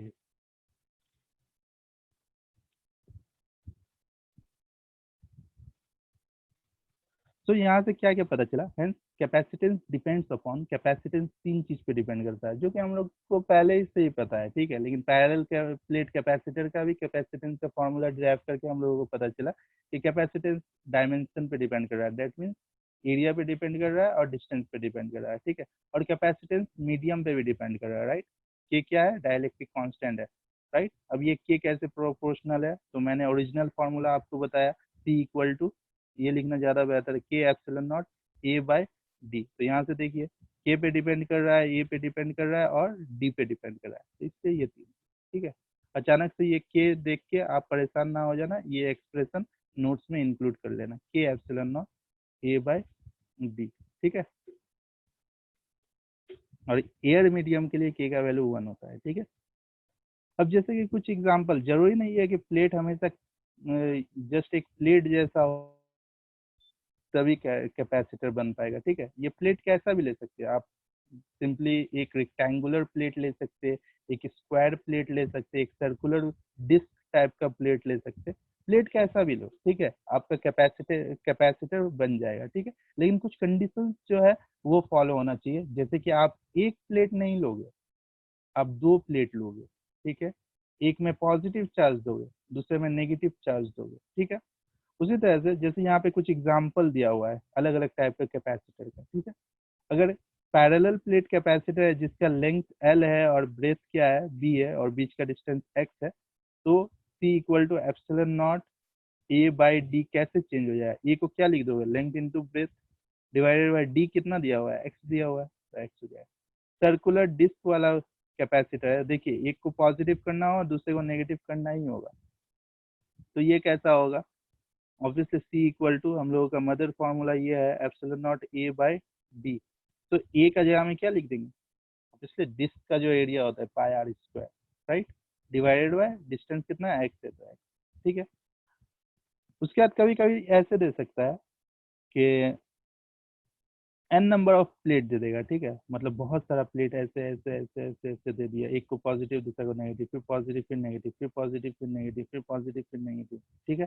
तो उसका एन नंबर ऑफ प्लेट के लिए कैपेसिटेंस का फॉर्मूला क्या होता है, कैपेसिटेंस इक्वल टू जस्ट जितना नंबर ऑफ प्लेट होगा उससे एक माइनस कर देंगे epsilon naught A by D, क्योंकि एक का कितना होता है, इतना होता है, और एन नंबर ऑफ प्लेट से N minus one number of capacitor बनता है, ठीक है, ये याद रखिएगा। एन नंबर ऑफ प्लेट से N minus one number of capacitor बनता है। जैसे एक सिंपल सा एग्जांपल बताए, आप इजीली विजुअलाइज कर लीजिएगा, दो प्लेट से कितना कैपेसिटर बना, एक, राइट, एक ही कैपेसिटर बना ना, दो प्लेट, एक को पॉजिटिव चार्ज किए दूसरे को नेगेटिव चार्ज किए, तो दो प्लेट से कितना कैपेसिटर बना, एक। तीन प्लेट रहता तो कितना कैपेसिटर बनता, ये पॉजिटिव ये नेगेटिव, ये एक कैपेसिटर बना, अगेन ये पॉजिटिव ये नेगेटिव, ये एक कैपेसिटर बना, कितना हो गया, दो। उसी तरह से चार प्लेट अगर रहता तो तीन कैपेसिटर बनता, तो एन प्लेट रहता तो एन माइनस वन कैपेसिटर बनता है। डायरेक्ट 1 मार्क्स का एमसीक्यू आ जाता है इस पे कि एन नंबर ऑफ प्लेट से कितना इसमें कैपेसिटर बना। सर इन सबका सिग्मा जो है वो सेम ही होता। हाँ, सिग्मा सरफेस चार्ज डेंसिटी, हाँ ऑब्वियसली प्लेट सबका सेम ही होगा सिग्मा। सर तो मतलब एक जो ये रॉड हो सकती है जो भी प्लेट थी, ये hmm limited number of field lines ही तो ले सकती है अपने अंदर, तो मतलब एक प्लेट जितनी निकालेगी, जैसे हम्म लेफ्ट वाली निकालेगी हम्म जितनी, तो ये हम्म, इतनी अब्जॉर्ब कर लेगी, हाँ हाँ ठीक है। तो सेकंड हम्म। वाली फिर तो अब्जॉर्ब करने की इसमें मतलब क्षमता ही नहीं रहेगी, कैसे होगा जैसे वो। कि ये एक प्लेट है, ये एक प्लेट है, ठीक है, यस, और ये एक दोनों का प्लेट है, सिग्मा सेम है, ठीक है। हाँ। सिग्मा अगर सेम है तो तीनों एक में प्लेट का कंडक्टिंग सरफेस कितना होता है, कंडक्टिंग सरफेस तो दो है, ठीक है, एक इस साइड एक इस साइड, ठीक है। तो ये अगर पॉजिटिव है और इस प्लेट का इस साइड वाला ये नेगेटिव होगा, ठीक है, और इस साइड वाला पॉजिटिव हो जाए, ठीक है। और इस चीज को मैं प्रूव भी कर सकता हूँ, इस चीज को मैं प्रूफ कुछ इस तरह से कर सकता हूँ। इन जनरल अगर आपको बोला जाए कि एक स्फेरिकल कंडक्टर है, इस पे चार्ज क्यू दिया जाए, ठीक है, तो ऑब्वियसली आपको पता है कि चार्ज कहाँ पे आ जाएगा, पूरा का पूरा आउटर सरफेस पे आ जाएगा, ठीक है। लेकिन अदर कंडीशन अगर हो कि दो कॉन्सेंट्रिक स्फेयर हो, बार बार ये डिस्कशन अब तो लगभग 4-5 बार हो गया, ठीक है, और इस पे अगर चार्ज क्यू हो तो ये अपने अंदर माइनस क्यू ले लेता है, राइट, ये वाला। इन जनरल क्या होता है, इनर सरफेस पे, कंडक्टर के इनर सरफेस पे कोई चार्ज नहीं होता है, राइट।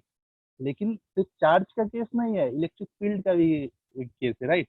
तो इसके अंदर अगर आप एक गॉसियन सरफेस ड्रॉ करोगे तो इसके अंदर कोई चार्ज होना नहीं चाहिए, इसलिए ये अपने इनर सरफेस पे इंड्यूस कर देगा चार्ज को, ठीक है। और फाइनली क्योंकि ये इंड्यूस कर दिया, नेट चार्ज जीरो होना चाहिए, तो आउटर सरफेस पे क्यू आ जाए। सिमिलरली ये प्लेट यहाँ पे जैसे ही क्यू चार्ज लिया प्लस में, बगल वाला प्लेट से ये माइनस क्यू इंड्यूस करवा लेगा, और क्योंकि इधर माइनस क्यू इंड्यूस हुआ है और ये प्लेट पे ऑलरेडी कोई चार्ज था नहीं, तो फिर से इधर प्लस क्यू इंड्यूस हो जाएगा, और इधर प्लस क्यू इंड्यूस हो जाएगा, तो फिर यहाँ पे माइनस क्यू इसके अंदर, और ये कितना प्लेट दोगे, चार्ज आता रहेगा, ठीक है। क्योंकि क्योंकि ये कंडक्टर का प्रॉपर्टी है कि कंडक्टर में फ्री इलेक्ट्रॉन्स भरा पड़ा है, आपको जितना चाहिए आप निकाल लो, कंडक्टर के पास बहुत सारा फ्री इलेक्ट्रॉन्स है, इसलिए वो कंडक्टर है, ठीक है। ओके, ठीक है।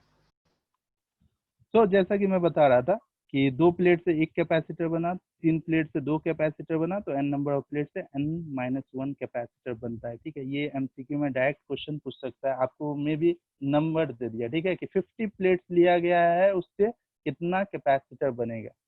50 प्लेट लिया गया है, उससे कितना कैपेसिटर बनेगा। ठीक है, तो आपको बोलना होगा 49। ठीक है, और पैरेलल प्लेट कैपेसिटर का मेरे ख्याल से सबसे बड़ा यूज यही है, सबसे बड़ा यूज यही है।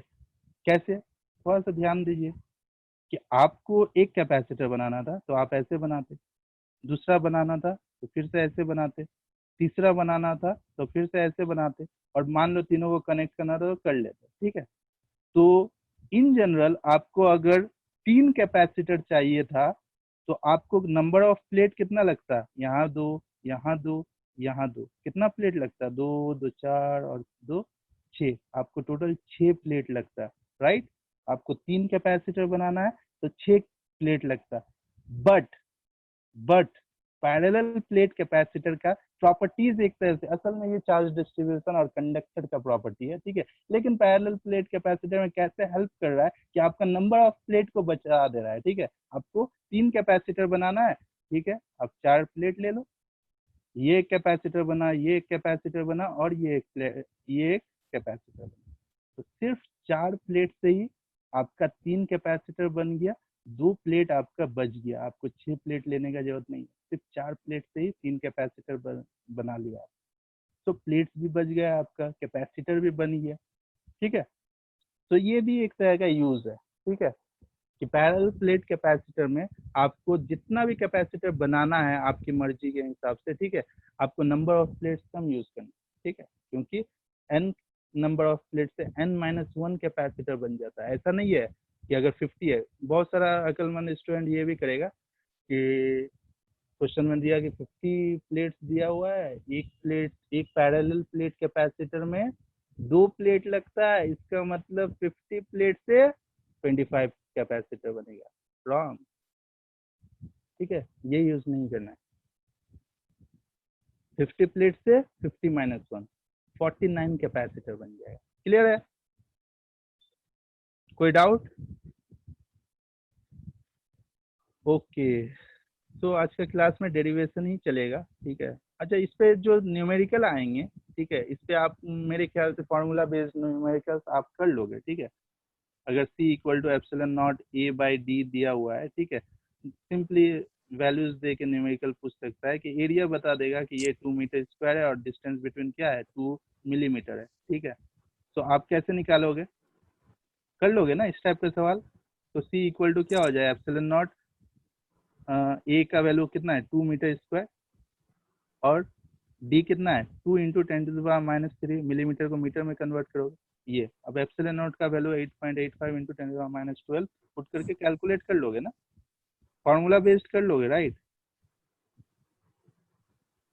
कंपेयर वाला सवाल दे सकता है कि 2 पैरेलल प्लेट कैपेसिटर है, दोनों के बीच का डिस्टेंस सेम है, ये D है तो ये भी D है। ठीक है, लेकिन इसका एरिया क्या है, इसका एरिया A है और इसका एरिया डबल है, इससे 2A है। ठीक है, तो इसका कैपेसिटेंस अगर C1 है, इसका C2 है, तो C1/C2 कितना होगा। तो आप देख लो कि डिस्टेंस अगर सेम है, डिस्टेंस अगर सेम है तो कैपेसिटेंस किस पे डिपेंड करता है, एरिया से डायरेक्टली प्रोपोर्शनल है। ठीक है, तो ये क्योंकि A है और ये क्या है, 2A है, तो ये A/2A हो जाएगा, तो C1/C2 हाफ हो जाएगा। क्लियर है, क्वेश्चन को टफ बना सकता है। क्वेश्चन नंबर 3, 2 कैपेसिटर ले लेगा, ठीक है, पहले का डिस्टेंस D लेगा, दूसरे का डिस्टेंस D/2 लेगा। ठीक है, पहले का कैपेसिटेंस C1 बोलेगा और दूसरे का कैपेसिटेंस C2 बोलेगा, पहले का एरिया A बोलेगा और दूसरे का एरिया क्या बोलेगा, 8A, 8 टाइम्स ऑफ A। पूछेगा कि C1/C2 का रेशियो कितना है, तो आपको पता होना चाहिए, ये रिलेशन पता होना चाहिए कि C क्या होता है, एरिया से डायरेक्टली प्रोपोर्शनल और D से इनवर्सली प्रोपोर्शनल। तो आप डायरेक्ट लिख दोगे कि C1/C2 equal to A1/A2 into D2/D1, क्योंकि डिस्टेंस से इनवर्सली प्रोपोर्शनल है। सारा वैल्यूज पुट करोगे, A1 क्या है, A डिवाइडेड बाय A2 क्या है, 8A, इंटू D2 क्या है, D/2, और ये क्या है, डी है, तो कैंसिल कैंसिल कैंसिल कैंसिल, क्या हो गया, 1/16 आंसर आ जाएगा। कुछ लोगों ने मेरे से ज़्यादा पहले सॉल्व कर लिया, कॉन्ग्रेचुलेसन, आपका कैलकुलेशन अच्छा है। ठीक है, 1/16 काफ़ी सारा आंसर आ गया मेरे पास। ठीक है, आप लोग भी सॉल्व कर रहे थे शायद, बहुत अच्छा।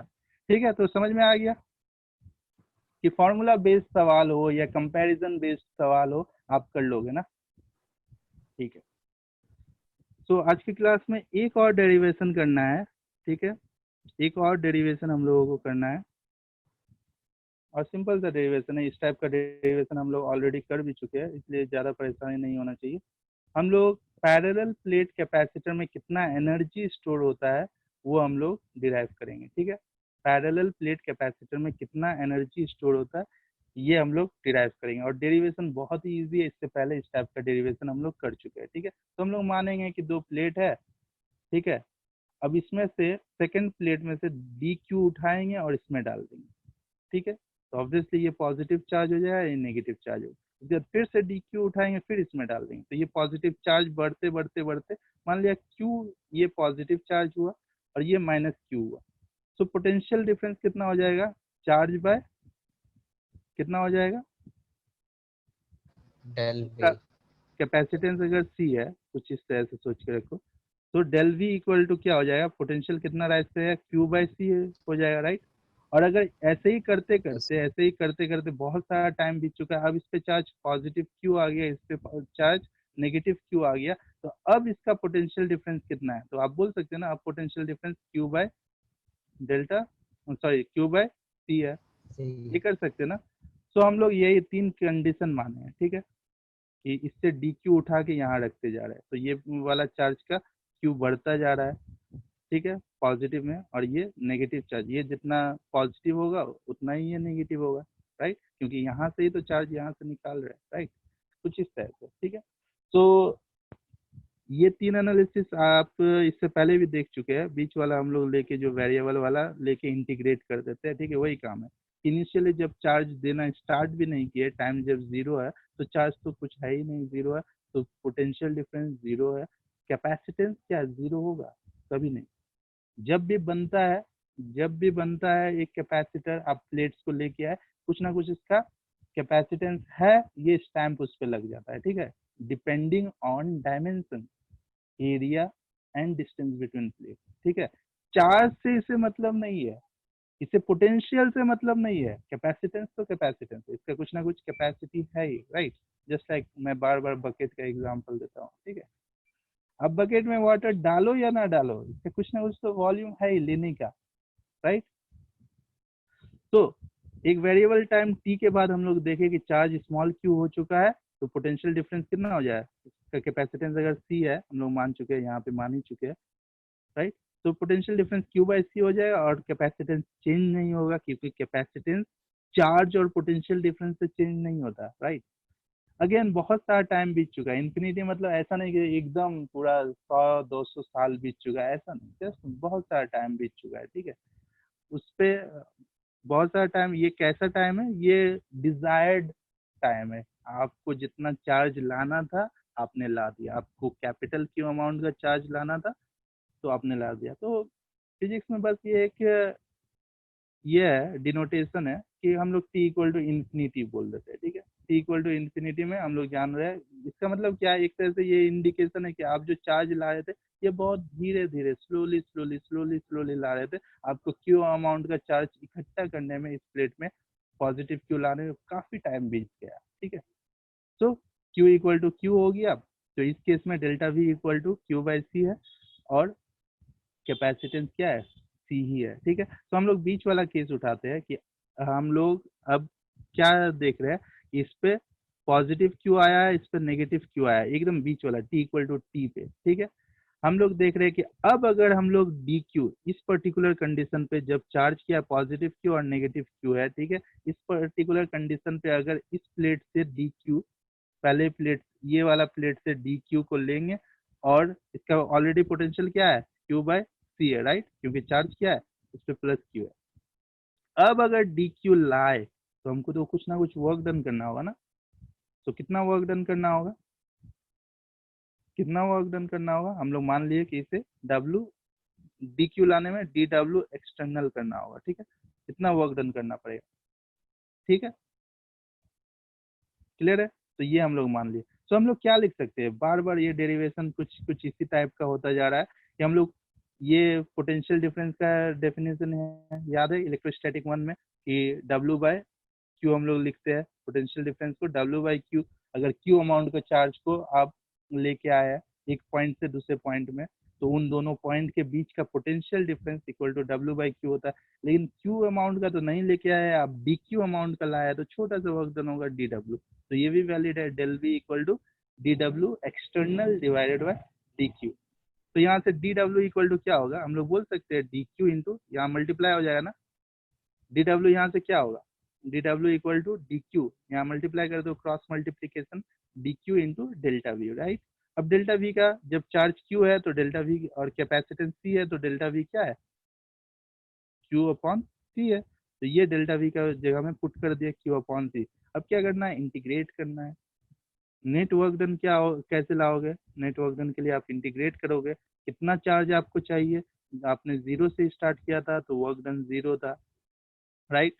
आप जब चार्ज क्यू लेके आ गए, इतना सारा चार्ज लेके आ गए, तो वर्क डन डब्ल्यू हो गया। तो डब्ल्यू इक्वल टू क्या हो गया, जीरो से Q, Q by C into D Q, ठीक है। क्या ये इंटीग्रेशन पॉसिबल है, हाँ देखिए वेरिएबल क्यू है तो यहाँ पे भी डी क्यू है। ऑब्वियसली अगर यहाँ वेरिएबल क्यू रहता और यहाँ पे डी एक्स रहता तो ये ऐसा इंटीग्रेशन पॉसिबल नहीं है, ठीक है। यहाँ पे सेम चीज है। तो कांस्टेंट को बाहर लाएंगे, कैपेसिटेंस कांस्टेंट है 1/c बाहर आ गया, क्यू डी क्यू का इंटीग्रेशन आपको पता है, just like x D x, इसका इंटीग्रेशन क्या होता है एक्स स्क्वायर बाय टू, ठीक है। उसी तरह से क्यू डी क्यू का इंटीग्रेशन क्या हो जाएगा, अच्छा ये डायरेक्ट यहाँ से लिख दिया गया है। तो क्यू डी क्यू का integration Q square by to हो जाएगा, लिमिट पुट करेंगे कहाँ से कहाँ तक, जीरो से क्यू तक। सो पहले क्यू पुट करेंगे, उसके बाद जीरो पुट करेंगे तो जीरो हो जाएगा, Q square capital Q square by two आ जाएगा और बाहर में सी था। तो कितना आंसर आ जाएगा, वर्क डन एक्सटर्नल कितना हो जाएगा, क्यू स्क्वायर बाई टू सी। कुछ याद आ रहा है आपको, ये आप पहले भी डिराइव कर चुके हैं, जस्ट हम लोग पैरेलल प्लेट कैपेसिटर को समझने के लिए फिर से डेरिवेशन कर रहे हैं, राइट।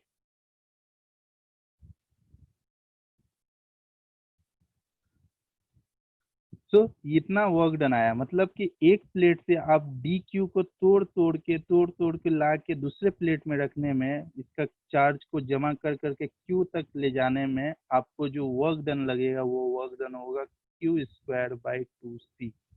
अब ये वर्क डन जाएगा कहाँ, इतना सा वर्क डन गया कहाँ, आपने जो इतना एनर्जी यूज किया, इतना जो वर्क वर्क करा, वो वर्क कहाँ रहेगा, वो इन दोनों प्लेट के बीच में फंसा रह जाएगा और वो एनर्जी के फॉर्म में स्टोर रहेगा। कौन सा एनर्जी, पोटेंशियल एनर्जी के फॉर्म में स्टोर रहेगा। और आप जानते हैं potential energy del V equal to क्या होता है, sorry potential energy del U equal to कितना होता है, work done by external force, right. तो यही चीज यहाँ पे del V, sorry del U equal to work done by external force लिखा गया है। इलेक्ट्रिक फोर्स का तो काम नहीं है, बार बार ये इससे लिखने का भी जरूरत नहीं है, जस्ट कॉन्सेप्ट के लिए आप जान सकते हैं इलेक्ट्रिक फोर्स और एक्सटर्नल फोर्स का डायरेक्शन अलग अलग होता है, ये नहीं भी लिखने से चलेगा। तो change in potential energy equal to work done by external force होता है, फाइनल माइनस इनिशियल। जब चार्ज तो जीरो था तब तो एनर्जी स्टोर हुआ ही नहीं होगा, यू इनिशियल क्या होगा, जीरो होगा, राइट। फाइनल जब चार्ज क्यू है तो एनर्जी क्या है, क्यू स्क्वायर बाय टू सी, तो इससे इसे जीरो ले लिए और ये वर्क डन का वैल्यू कितना पुट कर दिए, क्यू स्क्वायर बाय टू सी। तो यही एक्सटर्नल वर्क डन है। क्वेश्चन में अगर पूछे कि एक प्लेट से दूसरा प्लेट में कितना चार्ज ले जाने में, क्यू अमाउंट का चार्ज ले जाने में कितना वर्क डन होगा, तो आप बोलोगे क्यू स्क्वायर बाय टू सी। अगर ये पूछे कि एक प्लेट से दूसरा प्लेट में क्यू अमाउंट का चार्ज को रख देने से इनके बीच इस प्लेट में कितना पोटेंशियल एनर्जी स्टोर्ड होगा, तो भी आंसर क्या होगा, same Q square by two C, ठीक है। अब ये जो रिजल्ट मिला, ये सेम रिजल्ट है हम लोग जब एक स्फेरिकल कंडक्टर में क्या कर रहे थे, डी क्यू इन्फिनिटी से लेके आ रहे हैं, क्लियर है, एकदम सेम। वहां पे भी क्या था, u equal to Q square by two C, लेकिन वहां पे तीन फॉर्मूला पड़े थे ना, क्या क्या फॉर्मूला था, u equal to Q square by 2c equal to half C V square equal to half Q V. याद है? तो वहां पे 3 फॉर्मूला था, तो यहाँ पे भी 3 फॉर्मूला है। यही 3 फॉर्मूला है, आपको बहुत सारा फॉर्मूला नहीं पढ़ना है। वहां जो फॉर्मूला पढ़े थे सेम फॉर्मूला यहाँ पे। ठीक है, क्लियर है? ये 3 फॉर्मूला यहाँ पे। U equal to potential energy stored in a parallel plate capacitor equal to Q square by 2c equal to half Q into V equal to half C V square. ठीक है, clear है? अब last एक चीज आपने जो पूछा नहीं, ठीक है, आप पूछ सकते थे या एटलीस्ट ना पूछो, आप माइंड में सोच ही सकते कि सर ऐसे जो आप कर रहे हैं कि 2 प्लेट लेके एक को पॉजिटिव चार्ज दे रहे हैं ढेर सारा, एक को नेगेटिव चार्ज ढेर सारा दे रहे हैं, तो पॉजिटिव नेगेटिव में तो अट्रैक्शन होता है, राइट? पॉजिटिव नेगेटिव में तो अट्रैक्शन होगा ना, और क्या होगा, दोनों एक टाइम आएगा दोनों आपस में चिपक जाएंगे, राइट? दोनों एक दूसरे को अट्रैक्ट करके चिपक जाएंगे, राइट? तो कितना फोर्स लग रहा होगा? ऑब्वियसली एक पॉजिटिव चार्ज है, एक नेगेटिव चार्ज है, एक पॉजिटिव प्लेट है, दूसरा नेगेटिव प्लेट है, दोनों प्लेट के बीच कुछ ना कुछ तो फोर्स लग रहा होगा, पॉजिटिव नेगेटिव। तो वो फोर्स कितना होगा?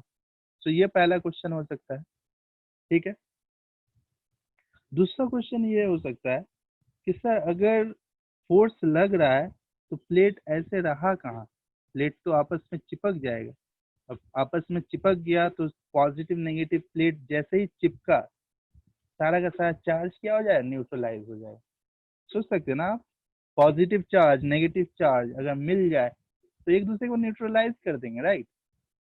कहाँ कैपेसिटर तो बना ही नहीं, कैपेसिटर तो वैनिश हो गया। तो ये रीजन है opposite and equal charge will cancel. Equal and opposite charge cancel कैसे करेगा? हाँ, ये चार्ज को न्यूट्रलाइज करेगा, एग्जैक्टली। फोर्स तो रहेगा। तो इसका रीजन ये है कि हम लोग ऐसे नहीं रखते, दोनों प्लेट को ऐसे नहीं रखते, बीच में एक सॉलिड मटेरियल डालते हैं, ठीक है? सॉलिड मटेरियल डालते हैं, या तो ग्लास डालते हैं या पैराफिन डालते हैं या कुछ डालते हैं, ठीक है? इन सारा मटेरियल को कहते हैं डाई इलेक्ट्रिक, जो कल के लेक्चर में आप सीखोगे कैसे डालते हैं, डालने से क्या फायदा है, क्या नुकसान है, क्या होता है, सारा चीज कल के क्लास में डिस्कस होगा कि प्लेट्स के बीच में हम लोग क्यों कुछ डाल देते हैं, ठीक है? तो क्या फायदा है, ठीक है? तो अगर आप लोग ये सोच रहे हैं कि पॉजिटिव नेगेटिव अट्रैक्ट करके प्लेट एक दूसरे से चिपक जाएगा, तो नहीं, चिपकेगा तो नहीं। बीच में डाइलेक्ट्रिक रहेगा, डाइलेक्ट्रिक सपोर्ट दे देगा, दोनों प्लेट को सपोर्ट दे देगा, चिपकने नहीं देगा, ठीक है? तो मेरा आपसे सवाल है, भले ही डाइलेक्ट्रिक डाले ना डाले, क्या ये फोर्स जीरो होगा या कुछ ना कुछ फोर्स लग रहा होगा प्लेट पे? जल्दी से बताइए, यस और नो, फोर्स जीरो है या जीरो नहीं है? जीरो है, नहीं है। सोच के बताइए, फोर्स क्या प्लेट्स के बीच लगेगा या नहीं? लगेगा, पर बहुत कम लगेगा क्योंकि चार्ज बहुत कम है। चार्ज बहुत कम है, ये आपको किसने बताया? सर आपने तो बताया था एरिया के मतलब नहीं, कंपैरिजन में। मैंने कभी नहीं बताया चार्ज बहुत कम है, मैंने बताया एरिया के कंपैरिजन यस में। Sir, yes sir, yes sir, yes sir, area लेकिन के कंपैरिजन में, जल्दी से अपने आप को रेक्टिफाई करो, नहीं तो मैं कर दूंगा। सर एरिया के एरिया के कंपैरिजन में, कंपैरिजन में चार्ज बहुत कम है। नो, ऐसा मैंने कभी नहीं कहा। ओके, ऐसा तो मैंने क्या कभी कहा? नहीं कहा। सब सुन रहा है यहाँ पे, 30-40 लोग सुन रहा है। ऐसा मैंने कभी नहीं कहा कि एरिया के कंपैरिजन में चार्ज कम है। मैंने ये डिस्टेंस कहा, और इवन ओ आपके नोट्स में सॉरी। लिखा हुआ भी है। आप कंफ्यूज हो गए, डिस्टेंस हाँ इज वेरी हाँ वेरी हाँ, less than sorry area. Sorry sorry. ऐसे कंफ्यूज हो के सबको कंफ्यूज कर दोगे तो फिर बहुत दिक्कत का बात। ये सब बात बोलना होगा तो आप चैट बॉक्स यूज करो, ठीक है? इतना लोग आपको सुन रहा है, ठीक है? ओके, ठीक है, तो हम लोगों को क्या फाइंड आउट करना है अब हम लोगों को फाइंड आउट ये करना है कि फोर्स कितना लगता है, फोर्स बिटवीन प्लेट, ठीक है? और ये आज के क्लास का लास्ट टॉपिक होगा, फोर्स कितना लगता है, ठीक है? अच्छे से समझिए। Force on one plate due to other, ठीक है? हम लोग एक प्लेट पे कितना फोर्स लग रहा है दूसरे प्लेट के प्रेजेंट होने के कारण, ये हम लोग कैलकुलेट करेंगे। तो सबसे पहले तो कुछ कॉन्सेप्ट्स क्लियर कर लो, क्योंकि इस पे पॉजिटिव क्यू चार्ज है और इस पे नेगेटिव क्यू चार्ज है, दोनों का एरिया सेम है।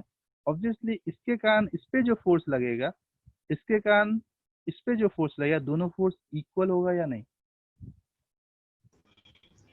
इक्वल। ऑब्वियसली इक्वल होगा, राइट? इक्वल होगा। क्योंकि दोनों का चार्ज का मैग्नीट्यूड सेम है, राइट? कूलम्स लॉ से भी देख सकते हैं, बीच का डिस्टेंस डी है ना, ऐसे कूलम्स लॉ एप्लीकेबल नहीं है यहाँ पे, ठीक है? अगर आपसे पूछ ले कि क्या पैरेलल प्लेट कैपेसिटर के बीच कूलम्स लॉ एप्लीकेबल है, ये बीच का डिस्टेंस डी है, ये क्यू है, ये क्यू है, तो क्या force equal to K Q Q by D square लिख सकते हैं? Absolutely not, no. एकदम नहीं, ये चीज एकदम नहीं कर सकते, ऐसे फोर्स नहीं निकाल सकते। क्यों? क्योंकि Coulomb's point law charge is के लिए। Only applicable for point charge and this is not a point charge. ये तो एक्सटेंडेड बॉडीज है, पूरा का पूरा प्लेट रखा हुआ है, तो फोर्स तो हम लोग ये कूलम्स लॉ से नहीं निकाल सकते। तो कैसे निकालेंगे? ऑब्वियसली निकालेंगे, और भी तरीका है, हम लोग तो देखेंगे ही अभी। तो सबसे पहले तो ये कॉन्सेप्ट क्लियर कर लो कि दोनों प्लेट के बीच, जैसे नाम देते हैं, ये प्लेट 1 है, ये प्लेट 2 है, ठीक है? 1 के कारण 2 पे जो फोर्स लगेगा कुछ इस तरह से अट्रैक्टिव, और 2 के कारण 1 पे जो फोर्स लगेगा ये भी अट्रैक्टिव, दोनों इक्वल मैग्नीट्यूड का होगा एंड ऑपोजिट डायरेक्शन का होगा, ठीक है? खैर इतना इंपॉर्टेंट नहीं है, जस्ट मैग्नीट्यूड ही समझ के रखो, इक्वल मैग्नीट्यूड से अट्रैक्ट करेगा, ठीक है? क्लियर है? अगर क्लियर है तो सबसे पहले हम लोग क्या कोशिश करेंगे कि प्लेट 1, थोड़ा सा जूम कर लेते, देख लेते, यस। तो सबसे पहले हम लोगों का कोशिश ये रहेगा कि हम लोग क्यों ना प्लेट 1 के वजह से 2 पे इलेक्ट्रिक फील्ड पता कर ले, या 2 की वजह से 1 पे इलेक्ट्रिक फील्ड पता कर लो, ठीक है? कुछ भी कर सकते हैं ना। तो हम लोग क्या कर रहे हैं, दोनों पे इलेक्ट्रिक फील्ड सेम होगा ना, दो प्लेट है, इस प्लेट की वजह से यहाँ पे और इस प्लेट की वजह से यहाँ पे कितना इलेक्ट्रिक फील्ड होगा? सेम ही होगा ना, यहाँ पे ई होगा तो यहाँ पे भी तो ई होगा, क्योंकि प्लेट पे चार्ज सेम है और प्लेट का एरिया सेम है, जो भी हो। तो ई का वैल्यू क्या होता है? सिग्मा बाय 2 एप्सिलॉन नॉट होता है, right? Sigma by 2 epsilon not. एक प्लेट के लिए हम देख रहे हैं, ठीक है? देखिए ध्यान से लैंग्वेज को समझिए। इलेक्ट्रिक फील्ड एट 2, मतलब इस वाले प्लेट पे इलेक्ट्रिक फील्ड, किसी भी एक पॉइंट को ले लो, इस वाले प्लेट पे किसी भी एक पॉइंट को ले लो, इसका मतलब electric field at 2 due to 1, ये पहले प्लेट के कारण कितना होगा, ठीक है? तो कितना होगा, कैसे फाइंड आउट करें? कितना होगा, कैसे फाइंड आउट करें? हम लोगों को पता है कि एक प्लेट के कारण किसी भी पॉइंट पे बनने वाला इलेक्ट्रिक फील्ड क्या होता है, कितना होता है? Sigma by 2 epsilon naught. तो वही यूज कर दिए, electric field E equal to क्या हुआ? सिग्मा बाय 2 एप्सिलॉन नॉट, ठीक है? अब सिग्मा का वैल्यू पुट कर सकते हैं ना, Q by sigma equal to क्या होता है? Q by area. तो हम लोगों को क्या मिला? इलेक्ट्रिक फील्ड मिल गया, बस इलेक्ट्रिक फील्ड मिल गया तो काम बन गया हम लोगों का। इलेक्ट्रिक फील्ड मिल गया, काम बन गया हम लोगों का। इलेक्ट्रिक फील्ड हम लोग इस वाले प्लेट पे इसके वजह से फाइंड आउट कर लिए, मतलब 2 पे 1 की वजह से इलेक्ट्रिक फील्ड फाइंड आउट कर दिए। तो ऑब्वियसली फोर्स इक्वल टू क्या होता है? मैग्नीट्यूड का अगर बात करें, ठीक है? फोर्स इक्वल टू होता है Q इंटू ई होता है। तो Q क्या है? ये सेकंड प्लेट पे चार्ज क्या है? कैपिटल Q है, और E का वैल्यू कितना फाइंड आउट किए? Q by 2a epsilon naught. का मतलब आंसर क्या आएगा? Q into Q, Q square by 2 epsilon naught, right? Q square by 2 epsilon naught. तो एक्सक्यूज मी ये सर, यस, तो ये जो डायग्राम है उसमें आपने दोनों पैरेलल प्लेट्स के बीच में जो एप्सिलॉन नॉट लिखा है वो क्या रिप्रेजेंट कर रहा है?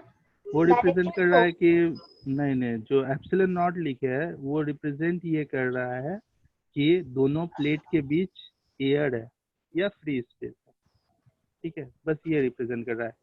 अब इससे क्या होगा ये भी मैं बताऊंगा अभी थोड़ी देर में, पहले ये डेरिवेशन कंप्लीट करते हैं। तो ई हम लोगों को मिला Q by 2 a epsilon naught, ठीक है?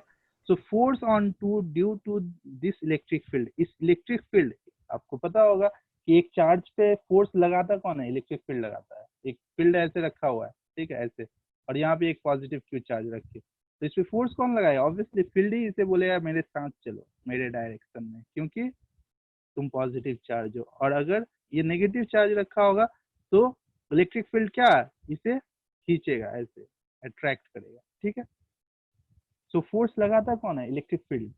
सो इलेक्ट्रिक फील्ड अगर हम लोगों को पता चल गया तो फोर्स होता कितना है, Q इंटू ई, और Q जो सेकंड प्लेट पे चार्ज है वो तो सेम है, जस्ट मैग्नेट ये साइन में ऑपोजिट है, इसका मतलब अट्रैक्टिव होगा, वो सब पे नहीं जा रहा है, ऑलरेडी डिस्कशन हो चुका है। फोर्स का मैग्नीट्यूड का बात कर रहे हैं तो चार्ज क्या है, Q ही है ना, और इसके वजह से जो बन रहा है इलेक्ट्रिक फील्ड वो कितना है, Q/2A एप्सिलॉन नॉट, ठीक है, क्लियर है। सो Q into Q/2 epsilon not, ये क्या रिजल्ट देगा, Q²/2 एप्सिलॉन नॉट। अब इससे बहुत सारा बात पता चलेगा, ठीक है। जैसे कि फोर्स हम लोगों को मिला क्या है, Q²/2A एप्सिलॉन नॉट, ठीक है। तो फोर्स किन किन फैक्टर पे डिपेंड कर रहा है, सबसे पहले फोर्स डिपेंड कर रहा है चार्ज पे, इसका मतलब चार्ज को बढ़ाओगे फोर्स बढ़ जाएगा, क्लियर है। उसके बाद फोर्स डिपेंड कर रहा है एरिया पे, मतलब जितना बड़ा ये होगा, ठीक है। अच्छा, लेकिन ये सारा चीज को आप ऐसे ही नहीं ले सकते, जब भी ऐसे में आप बताने से कुछ स्टूडेंट कंफ्यूज हुए हैं, ठीक है, उनका डाउट से मुझे समझ में आया कि जब भी 2-3 क्वांटिटी लिंक हो ना, तो आप एक का रिलेशन जब दूसरे के साथ देख रहे हो तो बाकी सारा चीज को कांस्टेंट मानना होगा। जैसे कि सिंपली आपको एक फॉर्मूला दिया हुआ है, x इक्वल टू YZ/C, ठीक है। तो आप बोल सकते हो कि x इज, ये सिंपली मैथ्स में सिखाया जाता है, ठीक है, मुझे सिखाना पड़ रहा है, पता नहीं आप लोगों का ऐसा क्वेरीज आता है इसलिए, ठीक है। x is directly proportional to z आप तब बोल सकते हो जब आप ब्रैकेट में बोलो कि y and c are constant, तभी बोल सकते हो। और ये चीज का प्रूफ आपने यहाँ पे भी देखा था कि जब आप क्लास 10 में लिख पाए कि h=I²RT, वहाँ पे काफी अच्छे से आपको समझाया गया था कि h is directly proportional to I² when R and T are constant, h is directly proportional to R when I and T are constant, h is directly proportional to T when I and R is constant। देखिए class 10 कितना अच्छा था, आप कितना details में पढ़े, right. तो वही सब चीज जो आप पढ़ के आए हो यहाँ पे भी अप्लाई करना है, ठीक है। अदरवाइज डाउट के अलावा आपको कुछ नहीं मिलेगा, आप जो सीख चुके हो उसे छोड़ो नहीं, उसे यूज करो, ठीक है। तो दो चीज पे मैं डिस्कस करना चाहूंगा, ठीक है। पहला चार्ज पे और दूसरा मीडियम पे, ठीक है। पहला चार्ज पे और दूसरा मीडियम पे, ठीक है। तो चार्ज अगर ज्यादा हो तो ये लॉजिकल भी है कि फोर्स ज्यादा होगा, ठीक है। दूसरा मीडियम, अगर एयर मीडियम हो, ठीक है, एयर मीडियम हो तो एयर का परमिटिविटी सबसे कम होता है, ठीक है। एयर या वैक्यूम का परमिटिविटी सबसे कम होता है, और कितना होता है 8.854 इंटू 10⁻⁻12, ठीक है। एयर के अलावा कोई भी मीडियम आप उठाओ, वेदर इट बी ग्लास या कुछ भी लो, जैसे कोई भी मटेरियल लो, वुड ले लो या सिलिकॉन ले लो, कुछ भी ले लो, एयर के अलावा कुछ भी ले लो, परमिटिविटी बढ़ जाएगा, परमिटिविटी क्या होगा, बढ़ जाएगा, जिसके कारण फोर्स घट जाएगा, ठीक है। तो ये चीज देखो, ये बीच में एप्सिलॉन लिखने का मतलब ये है कि जो प्लेट के बीच का जो मीडियम लिया गया है वो एयर या फ्री स्पेस लिया गया है। ऐसा हो सकता है कि एग्जाम में आपको क्वेश्चन में बताए कि दो प्लेट है, ये क्वेश्चन ही एक कर लो, ठीक है, जिसपे दोनों प्लेट पे Q और Q चार्ज है, एक प्लस Q है एक माइनस Q है, प्लेट का एरिया अगर A है, ठीक है, और बीच में हम लोग एक ऐसा डाइलेक्ट्रिक मीडियम डाले हैं जिसका डाइलेक्ट्रिक कांस्टेंट है 10, ठीक है, डाइलेक्ट्रिक कांस्टेंट क्या है, 10 है। तो इन दोनों प्लेट के बीच फोर्स कितना लगेगा, तो फोर्स इक्वल टू आप क्या लिखोगे, Q²/2A, क्या एप्सिलॉन नॉट लिख पाओगे, एप्सिलॉन नॉट तो एयर के लिए लिखते थे, और जब यहाँ कोई अदर मीडियम डाला हुआ है तो एप्सिलॉन लिखोगे, और एप्सिलॉन नॉट में क्या रिलेशन है, के एप्सिलॉन नॉट, राइट, के एप्सिलॉन नॉट, और के का वैल्यू क्या है, दिया हुआ है, ठीक है। ये तो नोट्स में आप ये भी इंक्लूड कर सकते हैं के का वैल्यू 10 पुट करेंगे और इस तरह से क्वेश्चन आपका सॉल्व हो जाए। सो नोट्स में आप ये इंक्लूड कर सकते हैं कि ये सिर्फ एयर मीडियम के लिए है, और अगर रियल फॉर्मूला आपको चाहिए जो हर एक मीडियम के लिए एप्लीकेबल हो, वो होता है force equal to Q square by 2a k epsilon not.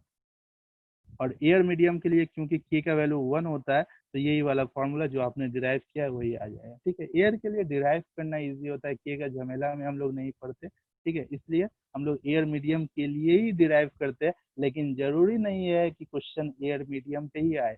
इसलिए जब भी एप्सिलॉन का जगह में एप्सिलॉन नॉट का जगह में आप एप्सिलॉन लिखोगे, एक रिलेशन याद रखना, एप्सिलॉन नॉट का जगह में जब भी एप्सिलॉन लिखोगे, एक रिलेशन याद रखना कि एप्सिलॉन इक्वल टू होता है के एप्सिलॉन नॉट, और जरूर से ये क्वेश्चन में के का वैल्यू गिवन होगा। क्लियर है? तो आज की क्लास में इतना ही। कोई क्वेश्चन हो तो पूछ सकते हैं आप। मेनली आज की क्लास में हम लोग 3 चीज डिराइव किए। ठीक है, सबसे पहले पैरेलल प्लेट कैपेसिटर का कैपेसिटेंस का फॉर्मूला डिराइव किए, जो होता है epsilon naught A by D. उसके बाद हम लोग डिराइव किए पैरेलल प्लेट कैपेसिटर के अंदर स्टोर्ड एनर्जी कितना है, यह है क्यू स्क्वायर बाई 2c, या हाफ सी वी स्क्वायर, या हाफ क्यू वी। ठीक है, इसके अलावा लास्ट हम लोग डिस्कस किए कि पैरेलल प्लेट के बीच फोर्स कितना लगता है, ये कितना आया, Q square by 2a epsilon naught. ठीक है, कोई क्वेश्चन है तो पूछ सकते हैं आप।